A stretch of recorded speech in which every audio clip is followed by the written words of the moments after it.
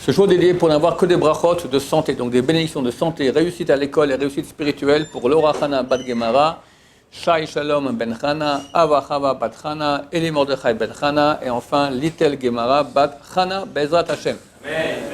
Alors une question qui est posée de temps en temps, vas-y Yosef, pose-la. Pour quelles raisons les films, les séries, etc. sont interdits d'après la Torah? Pourquoi est-ce que les films, les séries, etc. sont-elles interdites par la Torah? Donc la Torah n'a pas dit vous ne regardez pas de films, il n'y avait pas à l'époque, mais c'est vrai que c'est extrêmement contraire à la Torah et je vais donner plusieurs raisons pour cela. D'abord, la Torah dit, on le répète 2 fois par jour dans le Shema Israël, Velo tatoru achareinechem, velo tatoru achalevavchem, vous ne poursuivrez pas votre cœur et vos yeux auprès desquels vous vous prostituez. De là vient l'interdiction de jouir de la beauté d'une femme, regarder une femme. Dans ça, c'est à condition qu'elle soit super sniout. Quand elle n'est pas sniout, même si tu ne jouis pas, c'est-à-dire qu'elle n'est pas d'après les lois de pudeur juives, tu n'as pas le droit de la regarder. Alors moi, ça fait 40 ans que je n'ai pas vu la télévision, je pose une question dans les séries ou dans les films. Il y a des bonnes femmes, j'imagine. Ce n'est pas les plus moches du monde, j'imagine. Elles sont sûrement habillées d'Abel sniout, les doigts de sniout de Bnei Brak et de Géoula, n'est-ce pas? Non. Alors déjà, tu as un problème. Là déjà, et c'est un lave de Horaïta, c'est interdit de la Torah comme manger du porc. Ça, c'est déjà un interdit en soi.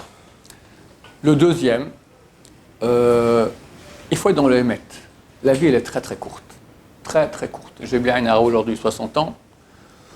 Quand j'avais votre âge, j'ai demandé à mes parents est-ce que ça passe la vie rapidement. Les deux m'ont fait comme ça. Comme ça. Je peux vous dire ça passe rapidement. Je suis encore avec les mêmes rêves de quand j'avais 22, 25 ans, de connaître tout le chasse bien comme il faut. Et ouais, on a à la fin de la vie, on n'a pas beaucoup avancé. Et on croit encore qu'on va vivre longtemps, mais on vivra longtemps, mais un beau jour, voilà, et ça passe très très vite, et c'est fini, on ne revient plus. Vous me direz non, mais on peut revenir après en Gilgoul, en réincarnation, c'est pas nous. Quand on vient en réincarnation, c'est une partie de notre âme qu'on n'a pas réalisée qui va chez quelqu'un d'autre. À la résurrection des morts, chaque corps se relève avec l'autre partie d'âme. Donc tu viens une seule fois, et ta vie ici, elle est essentielle pour l'infini, un impact qui est infini. Si on se rendait compte, on tomberait mort sur place de crise cardiaque. Alors tu n'as pas de temps à perdre. Attends, quand tu regardes un film, déjà tu perds ton temps, ça sert à rien. Ça sert à rien. Et c'est écrit que Dieu est prêt à excuser, à pardonner l'adultère, il est prêt à pardonner l'idolâtrie, il est prêt à pardonner l'assassinat, mais pas Betul Torah. Pas que tu puisses étudier la Torah, faire des mitzvot, et tu ne le fais pas. Donc déjà, c'est déjà un deuxième problème. Tu dis, ok, mais j'ai besoin de temps en temps un peu de décanter, un peu de respirer. Je suis d'accord, mais pourquoi un film? Le film, tu rentres dans un monde de mensonges. Ça veut dire qu'on te fait vivre une vie qui n'est pas la tienne, qui n'existe pas, qui sont l'imagination folle d'habitude du metteur en scène. Et en plus, on fait passer des messages. Quelqu'un m'a écrit dernièrement qu'il en a ras-le-bol des séries où on voit le mari qui dit à sa femme « Je reviens, j'ai beaucoup de boulot ce soir, je reviens beaucoup plus tard. » En fait, il va avec la secrétaire. D'accord? J'ai pas vu des séries pareilles, mais j'imagine que il y a sûrement des trucs pareils sans cesse. Et on se trompe, et on se trompe pas, et on se trompe, et on se trompe pas. Et la fille, elle m'aime plus. C'est d'abord la Torah, elle est complètement contre ce genre de choses. En plus, il y a des messages qui passent. C'est plus si grave. Donc tu vois des bonnes femmes pas bien habillées. Tu jouis de leur beauté. Tu vois des actes qui sont répréhendés par la Torah. Tu reçois des messages qui sont tronqués. De gens qui ne sont pas du tout dans la Torah. Donc forcément, le message, il est mauvais. C'est clair. C'est sa neshama qui s'exprime. Donc tu as une expression maintenant de quelqu'un qui est impur, qui te donne des messages impurs, ça impacte ta neshama. Alors comment tu peux voir un truc pareil après venir ouvrir la Gemara de Dieu? Ça ne marche pas ensemble, c'est impossible, c'est impossible. C'est vraiment le mensonge. Tu n'as qu'à regarder quelqu'un qui regarde une série, tu le vois comme ça, il est complètement absent, il n'est pas là. Donc ça veut dire au niveau de sa vie, il est mort. Il n'est pas là, il est dans un truc qui n'existe pas. On lui fait vivre des choses qui n'existent pas, c'est tout de l'imagination, il n'est pas là, donc il est en train de se tuer. Tu es prêt à vivre 2 heures de moins que ce que tu devrais vivre dans ta vie? Personne. Mais il y a des gens qui passent 2-3 heures par jour. Je crois aujourd'hui, on est 15 heures par jour, d'accord? À mourir. À mourir. Et si vous me dites maintenant, non, mais des fois, il y a des reportages intéressants. Alors, s'ils sont sniout, ce qui est rare, ça va, alors, c'est vrai. Alors, un temps, je regardais de temps en temps pour voir la beauté de la création d'Hachem et remercier Hachem, National Geographic, d'accord? Puis j'ai arrêté. Pourquoi? Parce que le type de National Geographic, il doit vendre ses films. Donc il faut qu'il y ait des trucs intéressants. Alors c'est très rare qu'il te montre que des fleurs comme ça, ou des fourmis, ou je sais pas. Il te montre des choses qui vont intéresser le public. Et là, tu vois l'âme tamée, impure de ces gens-là.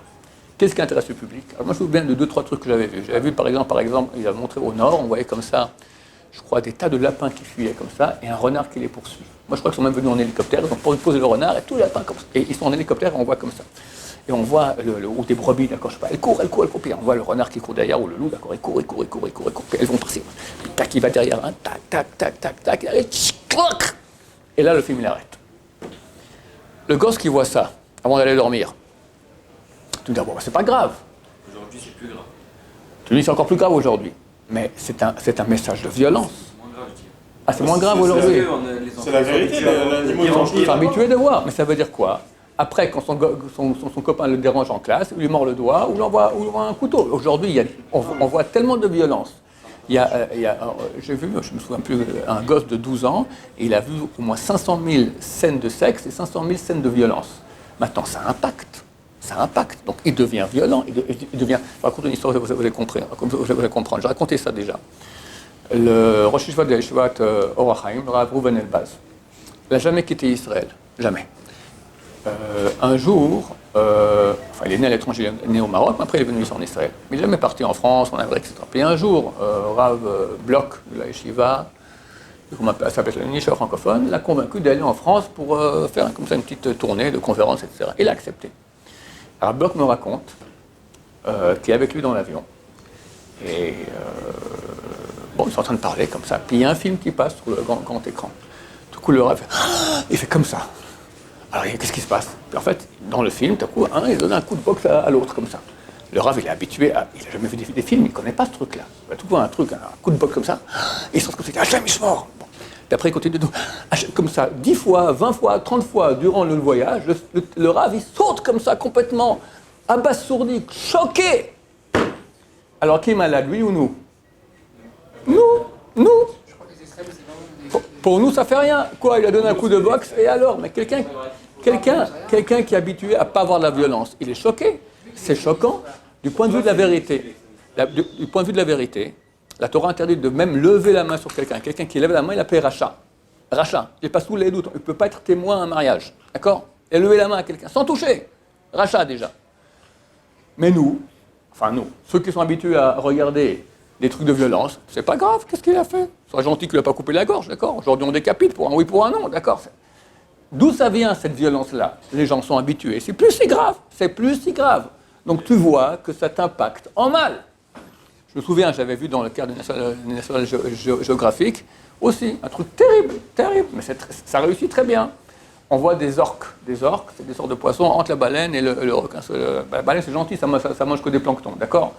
Mais l'orque, si tu te retrouves dans ta bouche, c'est comme un requin, c'est coupé en deux, d'accord? Terrible. Et on voit comme ça, un lac en Suède comme ça, très très calme, la mer. Du coup, on voit un phoque qui saute de l'eau, comme ça, il saute en l'air. Du coup, l'orque qui sort de la mer, il le rate. Après, de nouveau le phoque qui sort, le nouveau phoque qui sort, pendant 5 minutes, à la fin, l'orque l'attrape comme ça, on voit dans les dents, comme ça, le phoque, fin du film, arrêt. C'est choquant. Et quelqu'un qui n'est pas choqué par ça veut dire qu'il a déjà été touché par ce type de film et il doit faire un travail sur lui pour devenir quelqu'un de bon. Quelqu'un qui n'est pas choqué par un truc pareil. Donc j'ai arrêté de voir National Geographic. Si je regarde, c'est sur les fleurs et il n'y en a plus beaucoup sur les fleurs aujourd'hui. Donc on arrête. Voilà, Baruch Hashem. Donc je ne regarde plus. Baruch Hashem. Voilà, c'est pour cela qu'il faut essayer de se désaddicter de ces séries-là. Il faut comprendre que ces séries, c'est fait pour que tu regardes, tu as envie de regarder encore plus. J'imagine que, je n'ai pas vu, mais j'imagine qu'ils arrêtent au bon moment où il y a la suite et machin, et tu perds ta vie. Vous me direz, c'est dur? Oui. Comme je dis à Ruben il y a quelques minutes, c'est dur d'être juif. C'est dur d'être dans la vérité quand il y a un monde de mensonges. C'est vrai. Mais on est des descendants d'Abraham Avinu. Abraham Avinu s'appelle Abraham à Ivry. Abraham à Ivry, c'est le mot Ever, l'hébreu. Mais l'hébreu, c'est le mot Ever, ça signifie le côté. Que le monde entier est d'un côté et lui de l'autre côté. Il faut choisir dans quel côté tu veux être. Celui du mensonge ou de la vérité. Quand tu vas être dans le monde de la vérité, tu seras toujours bizarre par rapport au mensonge. C'est toujours des efforts, il faut comprendre. Mais c'est ça en Israël. Car grâce à cela, on a un peuple éternel. Ceux qui ont dit c'est trop dur pour moi, je préfère être comme eux, ou à moitié-moitié, en 2-3 générations, fini. Or, du coup, on n'est pas beaucoup de juifs aujourd'hui, on est combien? Il y en a qui disent 15 millions, je ne crois même pas. D'accord? On est 12 millions. Il y a tellement d'assimilation. On devrait être normalement. Les bouquins d'histoire disent qu'il y a 2000 ans, on représentait 8% de la population mondiale. Aujourd'hui, on devrait être presque 600 millions. 600 millions! C'est un peu moins que les Chinois. Je crois que c'est le deuxième peuple après les Chinois, 600 millions. On aurait dû être nous, le peuple juif. Hein? Les musulmans, c'est pas un peuple. Les arabes, c'est un peuple. Et je ne pense pas qu'ils soient 600 millions. D'accord? Peu importe, on est après les arabes, ça ne me dérange pas. En tout cas, on est après tout le monde. Là. D'accord? C'est quoi un peuple voilà, 12 millions? C'est rien du tout. Peut-être les Suisses, je ne sais pas. D'accord? T'es un peuple vieux, tu aurais dû être beaucoup. Ils sont passés où, tous ces bons juifs? L'arrière-grand-père, il a pratiqué bien. Le grand-père, un peu moins. Le père, encore un peu moins. L'arrière-petit-fils, il rencontre Christine ou Fatima. Et terminé. Et voilà. Et ça, vous pouvez voir dans vos familles. Dans toutes les familles, presque toutes les familles, tu as un cousin, un oncle, quelqu'un avec la Goya, etc., et c'est terminé. Donc il faut choisir dans quel camp on veut être. Sur la vérité, il faut se battre, et c'est vrai, mais regarde qui fait partie du peuple juif. Si on dit à quelqu'un qui est non-juif, il est touché dans son amour-propre au fond de lui-même, parce qu'il a une fierté d'être juif, d'accord? Cette fierté, elle passe par une acceptation d'être le peuple de Dieu, qui passe forcément par une bataille de la vérité contre le mensonge. Il faut se battre. Et très bientôt, la bataille est finie. Et si on ne gagne pas maintenant, c'est perdu pour toujours. Mais on peut gagner tout maintenant, Bédrat Hashem. Il ne reste pas beaucoup de temps. Baruch Adonai, Amen.